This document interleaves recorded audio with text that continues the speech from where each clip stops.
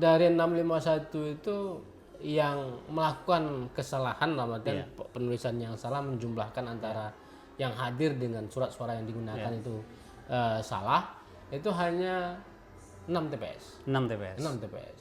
Dan itu sudah bisa dikoreksi. Iya, bisa dikoreksi di tingkat kecamatan. Ya. Rekapitulasinya Ya. gitu. Dan dari seluruh saksi, pengawas, apakah ada protes terkait dengan hal tersebut? Alhamdulillah pesertanya senang. Maksudnya senang itu terlayani, terinformasi. Kan kita nggak melayani itu kan kalau kemarin konteksnya 3 calon ya. Ketiga-tiganya informasi apapun yang dibutuhkan oleh calon kita layani semuanya. Jadi semua informasi yang sama diberikan untuk seluruhnya. Jadi prinsip setara itu kita terapkan. Ya. Assalamualaikum warahmatullahi wabarakatuh. Teman pemilih KPU Kota Jakarta yang berbahagia. Saat ini saya bersama dengan Ketua Divisi Teknis Penyelenggaraan Pemilu KPU Kota Jakarta, Bapak Rizal, akan menemani teman pemilih semua untuk membahas tentang evaluasi Pilkada Kota Jakarta tahun 2024.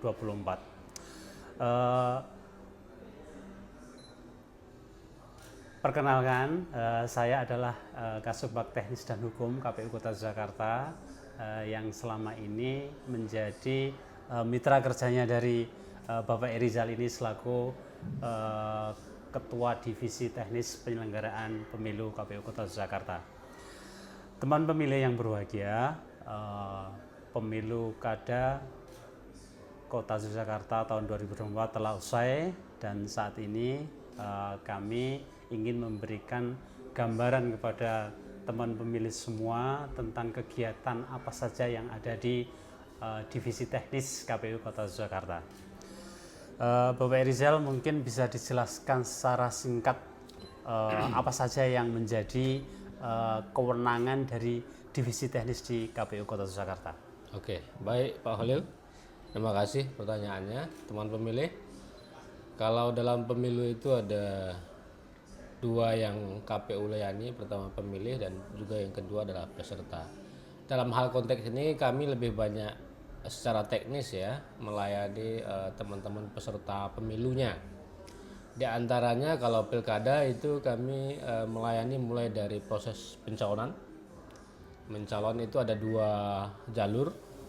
Kalau untuk wali kota Jakarta ada namanya jalur perseorangan, ada jalur partai politik.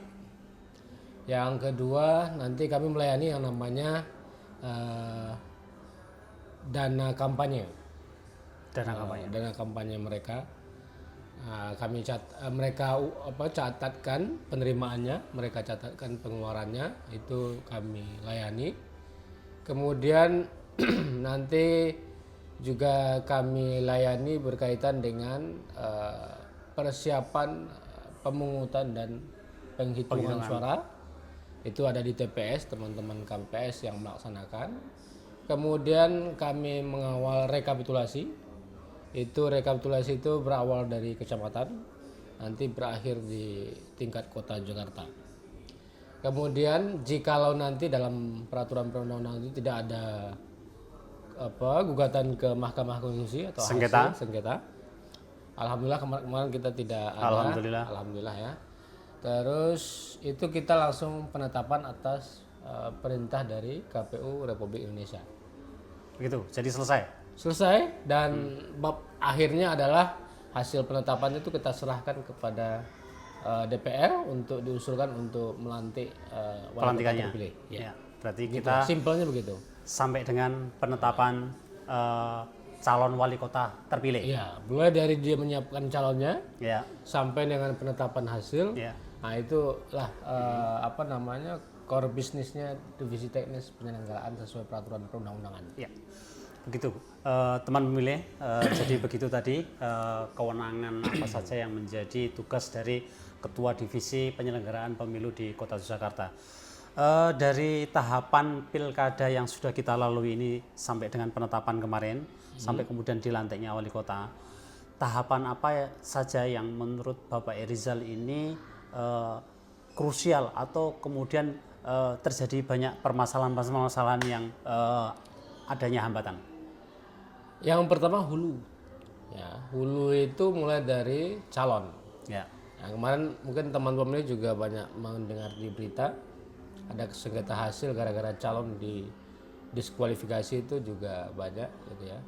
Kita harus persiapkan hulu. Kemarin kita mempersiapkan itu apa ya, jauh-jauh hari karena ada putusan MK ya. ya, Sebelumnya itu orang mau jadi jalur partai politik itu mau nyalon itu harus ada dukungan 20% kursi. ya, Nah, sejak ada putusan MK itu putusan MK nomor 60 ya. Itu tahun 2024 itu hanya kalau penduduk yang di atas pemilih yang di bawah 400 itu 8,5%. ya. Berarti Suara kalau dari putusan MK tersebut itu sebetulnya menguntungkan bagi partai politik untuk kemudian bisa mengajukan calon sendiri atau gimana itu? kalau konteks hasil di Kota Jakarta sama saja. Jadi partai politik yang sendiri itu banyak yang bisa dengan 8,5% itu. Banyak yang bisa gitu. Yang apalagi yang punya kursi itu bisa dihitung ada 4 bukan salah. 4 apa 3 partai politik itu bisa sendiri. Bisa sendiri. Satu partai aja mengusulkan calon bisa dengan 4. Berarti dari gambaran di Kota Jakarta sendiri seharusnya itu bisa berapa calon? Kalau calon kalau konteks 8,5% itu bisa Kalau konteksnya 8,5%. iya.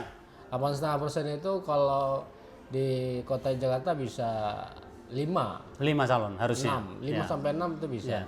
Karena kan 5 lah ya, 5 tambah 6 bisa. Ya. 8,5 kali 5 kan 4 Ya. berapa itu? 85, 8 kali 5 ya, Ya. 40 kursi ya, 10 kursi, 10%-nya dari 40 kan 10 kursi. Ya. Gitulah. Ya. Berarti seharusnya 5 sampai 6. dari putusan MK ini bisa memberi ruang bagi parpol untuk mencalonkan calonnya sendiri dan bagi para pemilih itu bisa punya alternatif pilihan yang beragam. Nah, cuman tergantung perhitungan. Ya. Karena kan variabelnya kan antar pasangan calon itu, antar partai politik itu memiliki perolehan yang berbeda-beda. Ya. Ada yang mendominasi, bahkan ada yang 23% gitu Ya. ya. Nggak mengurangi kuota Betul. hak untuk mencalon lagi dari partai itu. Ya. Namun memang putusan ini keluarnya sudah menjelang saat-saat penutupan pencalonan atau belum? Saat mau pendaftaran. Mau pendaftaran Kalau sehingga nggak salah sebulan apa sebelum pendaftaran itu. gambaran calonnya yang mau mendaftar itu seminggu ya. kemudian jadi ini ya, penjaringannya kan semakin terbatas bagi Ya. parpol yang punya waktunya ya. waktu, ya. terbatas. Betul.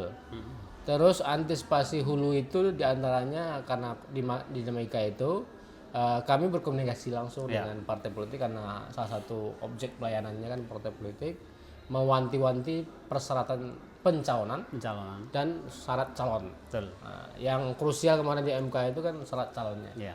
Mulai dari surat keterangan pengadilan macam-macamnya itu harus disiapkan oleh partai politik atau calonnya gitu. Kemudian berikutnya ini kan tahapan pencalonan. Kemudian di tahapan berikutnya di masa kampanye, dana kampanye. Apakah ada evaluasi terhadap dana kampanye yang kemudian sudah dilaporkan oleh para calon? Ya, baik. Jadi mungkin kalau pelaporan dana kampanye itu kan memang dalam peraturan perundangannya sifatnya adalah yang dinilai akuntabilitas untuk kepatuhan saja. Apa yang dicatatkan itu yang dilaporkan ke KPU. Ya. Hanya sebatas itu. Ya. Namun kelemahannya mungkin bagi kita penyelenggara itu kita nggak bisa menghitung kira-kira kemarin dia Habis berapa? Ya. Gitu. Walaupun ada peraturan perundang-undangannya ada batasan. Ya. Kemarin kita sempat itu dengan akumulasi persyaratan yang ada di perhitungannya diacu oleh KPU RI itu ya sebenarnya bisa dibolehkan sampai dengan 26 M ya. 6 M ya. 26 M. Begitu Ya. untuk dana kampanye. Tapi semuanya mereka melaporkan, patuh, Patuh. apa yang dicatatkan itu yang dilaporkan, Ya. dan semua akhirnya kepatuhannya terpatuhi, patuh semua. Nah, namun jika misalnya terjadi suatu hal sehingga menyebabkan calon itu tidak dapat melakukan pelaporan dana kampanye, apa sanksi yang kemudian bisa diterapkan kepada para calon tersebut? Kalau sanksinya tidak dapat dilantik Bagi calon yang terpilih. bagi calon yang terpilih, gitu ya. Tapi kalau untuk diskualifikasi kan udah berakhir, Ya. udah berakhir kalau itu pelaporan dana kampanye kan setelah Ya. pemungutan dan penghitungan secara rekapitulasi kan udah hampir berakhir itu rekapitulasinya. Berarti kalau misalnya calon yang terpilih tidak melaporkan, dia tidak dapat dilantik Sampai dia melaporkan. sampai dia melaporkan. Jadi kita menunggu sampai mereka kemudian melaporkan dana kampanye, baru kemudian kita usulkan untuk pelantikannya. Oh, iya. Begitu teman pemilih untuk tahapan di dana kampanye. Kemudian tahapan yang krusial lagi nih, Bapak Irizal, di pemungutan dan penghitungan suara. Iya. Ini karena melibatkan seluruh teman pemilih yang ada di KPU Kota Yogyakarta ini, di wilayah Kota Yogyakarta ini, adakah kejadian-kejadian khusus atau hal-hal yang kemudian bisa menjadi bahan evaluasi kita? Ya, pertama kita patut bersyukur karena pertama penyelenggaranya pilkada itu juga penyelenggara di pemilu. Ya. Kalau pemilu itu kan 5 kotak suara, kalau pilkada hanya 1 kotak suara karena kita daerah istimewa, gubernur tidak pemilihan gitu ya. Nah, itu sangat bermanfaat untuk membantu mengedukasi, menyiapkan. Di samping itu kita juga bersyukur teman-teman jumlah TPS kita berkurang. Sebelumnya 129-an, sekarang menjadi 651 TPS gitu ya. Yang menjadi evaluasi mungkin karena penduduk kota ini kan rata-rata baby boomer atau umur lansianya cukup tinggi 20% ada itu. Dan walaupun udah kita udah upayakan untuk dipetakan potensi yang tidak dapat datang ke TPS ya. Nah, ke depan mungkin perlu didaftarkan kayak di DPTB. Jadi orang memilih pindahan itu kan harus mengurus H-7, H-30 kan. Nah, orang yang tidak datang ke TPS itu karena sakit atau disabilitas gitu. Nah, itu mungkin bisa didaftarkan jauh-jauh ini sehingga terpetakan. Dan jamnya, kalau jamnya kalau menurut PKPU kan jam 12 sampai jam 1. Nah, ini kalau seandainya TPS-nya itu bisa melayani ya dilayani saja, nggak harus nunggu jam 12 sehingga bisa memaksimalkan pemilih yang 20% itu. Betul. Kemudian ini teman pemilih, jadi dari KPU Kota Yogyakarta sendiri telah melakukan upaya-upaya atau mitigasi yang kemudian itu diwujudkan dalam simulasi BIMTEK. Ya, itu mungkin bisa dijelaskan lebih lanjut. Ya, itu kan diantaranya untuk melayani itu kan harus siap SDM. Di antara SDM yang kita siapkan itu mulai dari PPK, PPS dengan modal tadi pengalaman 2000 pemilu. Nah, itu mereka menyiapkan pengalaman yang sudah. Bahkan kita beri penekanan merefleksikan pengalaman 2017 yang ada sengketanya. Selisihnya kecil, tapi surat-surat tidak sahnya banyak gitu. Pernah penelitian di Polgov juga itu. Nah, itu kita dorong terus. Dan yang kita dorong lagi ke SDM-nya sifatnya adalah administratif. Jadi semua hal yang dilakukan oleh mereka harus mereka rekam. Maksud rekam itu bisa dicatatkan, bisa didokumentasikan foto atau video, pokoknya detail. Dari awal gitu. Bahkan persiapan ke TPS, beban kerja KPPS harus kita petakan juga. Besok KPPSA akan melayani berapa pemilih. Bagaimana corak pemilihnya, bagaimana tempatnya. Walaupun dalam akhir proses pemungutan suara itu ada hal-hal yang harus diperbaiki, diantaranya adalah lokasi TPS ya. Nah, kita kan bikin juga itu alat monitoring teman-teman kerja di TPS, dokumentasi dikumpulkan ke KPU Kota Jakarta. Itu masih banyak TPS yang memang karena geografisnya kota yang sempit ya. Ya. Tapi itu tuh makanya dengan tadi usulan kami Ya. bukan menunggu datang ke TPS, tetapi bisa dijemput Ya, dengan alasan jemput bola. tadi, jemput bola. Ya. Alasan sakit atau disabilitas itu. Ya. Begitu. Terus jadi dari upaya-upaya ini yang sudah kita lakukan itu, apakah itu yang kemudian kita bisa meraih pemungutan dan penghitungan suara itu yang zero PSU? Ya pertama betul. Ya kan 651 itu kita teliti kembali kan hasilnya melalui C hasil namanya. C hasil itu rekapan hasil di TPS. Ya. Oh iya, teman pemilih mungkin untuk memberikan gambaran, jadi yang dimaksud dengan 651 oleh Bapak Irizal tadi adalah jumlah TPS di Kota Yogyakarta pas pilkada tahun 2024 kemarin. Ya. Nah, 651 itu jumlah TPS dan C hasil namanya itu untuk merekam hasil TPS itu. Nah, kita cek. Ya. Alhamdulillah dari 651 itu yang melakukan kesalahan dan penulisan yang salah menjumlahkan antara yang hadir dengan surat suara yang digunakan itu salah, itu hanya 6 TPS. 6 TPS. 6 TPS. Dan itu sudah bisa dikoreksi. Bisa dikoreksi di tingkat kecamatan. Ya. Rekapitulasinya itu.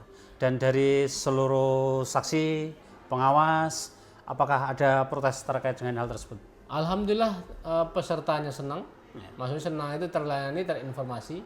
Kan kita nggak melayani itu kan kalau kemarin konteksnya 3 calon ya, ketiga-tiganya informasi apapun yang dibutuhkan oleh calon kita layani semuanya. Jadi semua informasi yang sama diberikan untuk seluruhnya. Jadi prinsip setara itu kita terapkan. Ya. Walaupun jujur tidak semua orang membutuhkan informasi yang mungkin dibutuhkan oleh calon lain, macam-macam itu ada juga gitu. Kemudian pada rekapitulasi di tingkat Kota Yogyakarta sebagai rekapitulasi terakhir, apakah dapat berjalan dengan lancar? Oh, sangat lancar. Itu bisa dikatakan baca angka saja kita. Karena teman-teman peserta kan sudah punya rekapannya. Kita hanya menyandingkan antara rekapan kecamatan dengan rekapan yang dimiliki oleh pasangan calon. Dan tidak ada yang selisih. Dan itu semua bisa dilihat di info pemilu. Jadi rekapan di kecamatan itu bisa dilihat. Penghitungan di TPS bisa dilihat langsung. Bahkan kemarin itu jam 2:30 sudah ada yang akses publikasi di info pemilu atau Sirekap namanya. Kuncinya untuk kemudian bisa diterima oleh semua pihak adalah transparansi. Iya, transparansi dan memberikan pelayanan yang sama. Bahkan makanya tadi harus dari hulu tadi kan, walaupun agak susah juga dengan konteks wilayah lain mungkin ya.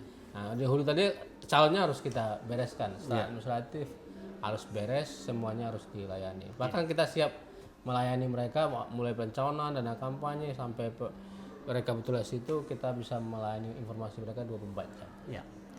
Kemudian dari pasca penetapan di Kota Yogyakarta, apakah kemudian ada gugatan dari para calon untuk hasil yang sudah kita tetapkan tersebut? Kalau konteks pilkada kemarin tidak ada, bahkan mereka di hari kedua ya setelah pemungutan itu sudah ada statement di media sosial mereka. Baik nomor urut 1 mau urut 2 dan 3 itu sudah ada statement. Yang menang merasa menghormati yang kalah, yang kalah menghormati yang menang. Kemarin suasana yang kami terima, sekali lagi terima kasih kepada semua calon partai politik khususnya dan juga tentunya teman-teman pemilih mengawal dan menyerap informasi pilkada itu dengan cermat dan cerdas.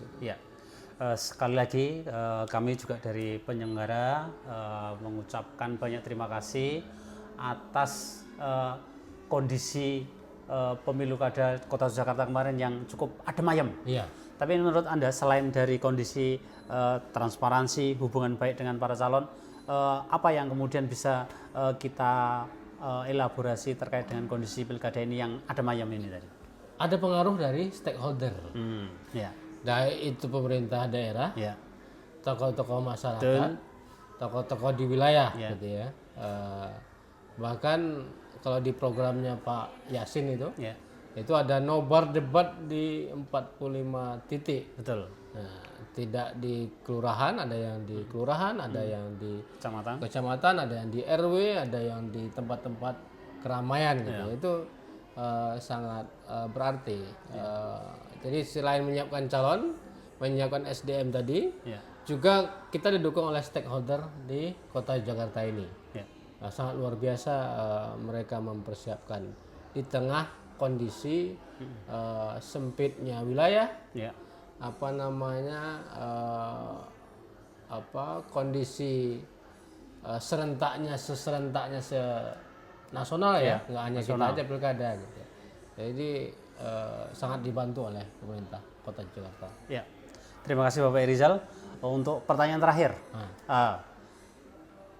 proyeksi tahun 2029, 5 tahun lagi kita akan menghadapi hal yang sama, tentu dengan mungkin peraturan yang berbeda. Apa yang kemudian bisa menjadi kata kunci yang bisa kita terapkan di pemilu berikutnya? Kata kuncinya detail, gitu kan, detail, Ya, melayani semua ya, dan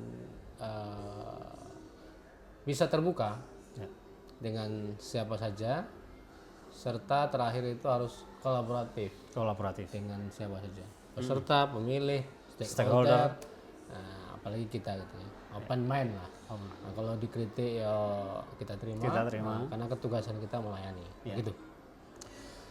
Demikian teman pemilih KPU Kota Jakarta yang berbahagia, sekilas perbincangan saya dengan Bapak Rizal selaku Ketua Divisi Teknis KPU Kota Jakarta tentang evaluasi Pilkada tahun 2024 kemarin. Teman pemilih semoga teman pemilih bisa mendapatkan insight tentang penyelenggaraan Pilkada di KPU Kota Jakarta. Demikian kami ucapkan banyak terima kasih. Dari Rumah Pintar Pemilu KPU Kota Jakarta, kami ucapkan Assalamualaikum warahmatullahi wabarakatuh. Terima kasih.